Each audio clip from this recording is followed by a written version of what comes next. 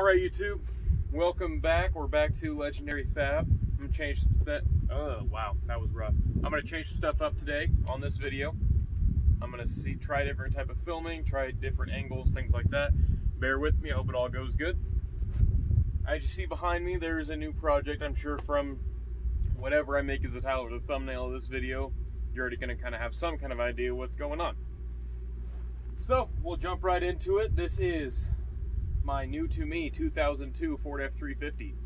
It is a crew cab short bed. As you can see, it's nothing fancy. I love this color. I'm a white truck kind of guy. That my F-150 is white. My last two 7.3s are white. Shit, I wanted to paint the Jeep in my 72 Ford white, and I got talked out of that by other supporters of the channel, so it is what it is. I've been talking about getting a tow rig, something that I can, I end up moving stuff all the time for the ranch. This week I hauled, what is it? It'd be 54 rolls of fence wire, or 52 rolls of fence wire, 500 T-posts. It's just strenuous stuff I don't really want to use my half-ton for. So I opted to upgrade. I wanted to get back into the diesel stuff, just from a towing standpoint. I talk with my hands a lot. This is the first time you guys are going to see a video like this, so sorry, it's who I am. But yeah, 2002 7.3. It's an 02, so you're not going to see a whole lot of performance mods, because those who don't know, after I think 2000 or 2001 is a cutoff year for factory forged internals. So these are basically powdered internals. Not a huge deal, because like I said, it's just going to be a tow rig. It's nothing going to be fancy, and you're going to hear me say that, and I'm going to eat my words later, because Mishimoto's already on board with this build, and I'm already working on some other things. So obviously it's going to get all Mishimoto cooling. I've already got that kind of underway. We're working on that, getting a deal made with them. Oh, let me think here. Some simple things we're going to do to it first is I'm going to do the non-emissions turbo pedestal. I'm going to rebuild the turbo. Probably going to do a wicket wheel and then an ATS housing. Turbo needs rebuilt. Truck has 283,000 miles on it. It does have a new trans. When I was coming to buy this, it wasn't really a miles thing that I was worried about. As long as you take care of 7.3s, they'll take care of you. Like I said, this is my third one, so I'm not super concerned with that. I know the ins and outs. 2 years ago, I pretty much rebuilt a motor in one for a buddy of mine, did T4 kit, all that stuff. I'm sure I've got pictures of that somewhere. If you guys are interested, I can include them in here. Truck made some good power. My first one, I did injectors, I did glow plugs twice, all kinds of junk, H-pop trans. But I was young and dumb and wanted to make power, and I kept breaking stuff. And it's just kind of the nature of the beast when it comes to diesels. It's not like my half-ton where I can tune it one day and do all this other shit to it, and really never argues with me about mods. So starting off simple, I do have a new set of headlights for it already. There's stuff that you're going to see on the interior that you're going to see in another video, because I just installed them. I already made this video once, but I didn't like how it turned out. Like I said, I want to try something new. LED headlights, it's going to get a new light bar, just because bouncing around out here, it's kind of nice to have more light than just what headlights can produce. Get a new set of mirrors, because the other one's in pretty good shape. This one's missing some love or hardware on the side here. So once I get, it needs a power steering pump. I already have that. I'm getting ready to order everything new for the front end. As I said before, pretty much every vehicle I own gets a new front end for whatever reason. I don't know if it's just a mental safety thing to me. I don't know who worked on it last. The things I use my vehicles for, it's kind of hard for me to just like shy away from making them reliable and run good. So for sure it's going to get a tie rod and a drag link. Those are, and probably a track bar. Those are the three things that I actually know are bad with it. But with the miles on it and the way that I have seen people take care of their own vehicles anyway, I don't see a reason in, while it's apart, not doing axle U-joints, not doing wheel bearings, just basically preventative maintenance at this point, right? It's a truck that has a pile of miles on it. I don't know anything about the truck aside from it's got a new transmission, and I couldn't even tell you what's done to the transmission.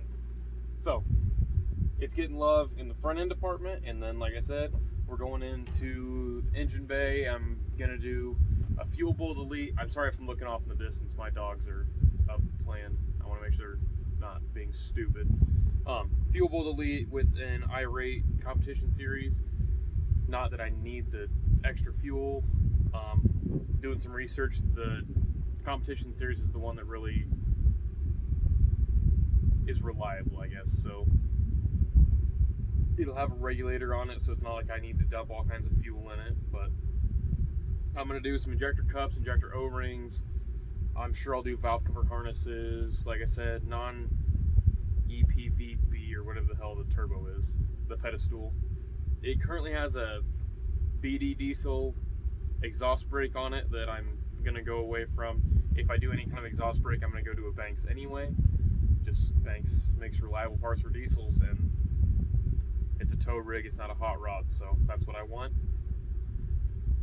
I'm gonna do the Banks intercooler. I know that Mishimoto's a part of this build already, but just the data shows that I really want to go with Banks. I want to give them a try. Banks, if you're ever going to see this video and you want to help me out on some stuff, you know where to find me. But that's not really the main reason why we're here. So I'm going to take you now and give you kind of a little tour of the truck. You're on a tripod, so I'm sure it's going to be shakier than I can attempt to even believe.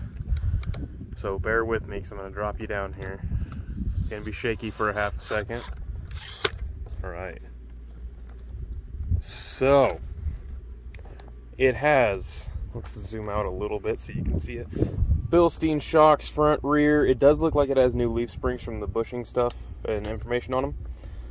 Bilstein steering stabilizer. It has Firestone right airbags in the back. It does have a straight pipe exhaust, which depending on the day I love. My aluminum hitch is not going to cut it for this build, so I do have a bulletproof 14K medium duty hitch on the way. Body's in okay condition. It's not perfect. It's going to be, I can say it time and time again, it's going to be a tow rig. Going into the interior, for the age and the miles, this interior is clean, and I mean clean. Like, the only issue is the tear in the seat. I did steering wheel cover and floor mats because interior is nice.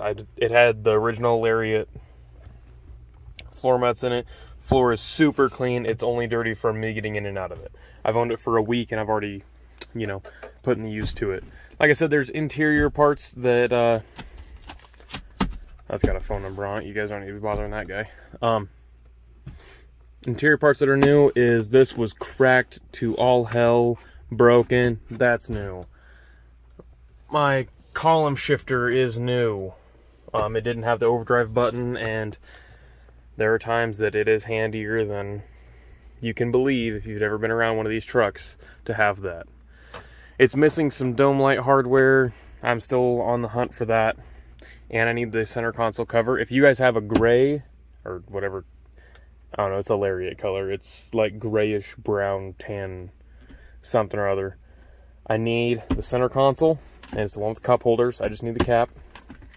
But like I said, it's not in awesome shape. That's alright. And I need dome lights. Whether they just be the caps or what, that is another big thing that I need on this build. This tripod is stupid long. I'm just trying to get everything simplified. You guys know I'm not the most amazing YouTuber anyway, so you're already used to just putting up with my BS. I'm probably going to get Farmall seat covers. If you can't tell, I'm a big Case International guy. It's just what I grew up around, so it's what I like. I'm not a John Deere guy. Probably just going to get some normal seat covers for it. I was going to get like Covercraft or the Carhartt ones, but they're just so expensive that I can't really justify that at this moment in time. Back seat is in super good condition. I have not found a tear yet. it is going to get some kind of floor mats back here as well, just preventative maintenance. But I'll be right back. We're going to look under the hood and I'm going to show you some stuff we're going to pull out. Okay, so as we're looking under the hood, you can already see there's some new stuff. This fella here, it's already getting dirty. That's fine. I just did the Napa filter for now. I wasn't super worried about putting a cold air in here quite yet. I know I'm going to. But as for like this kind of stuff, I'm slowly working at getting everything cleaned back up. Already pulled a pile of wires out of here, you'll see in the next video, and from the cab. Here's the exhaust brake's just a cluster. It's all, here's the air part, the valve, the brake itself. It's just,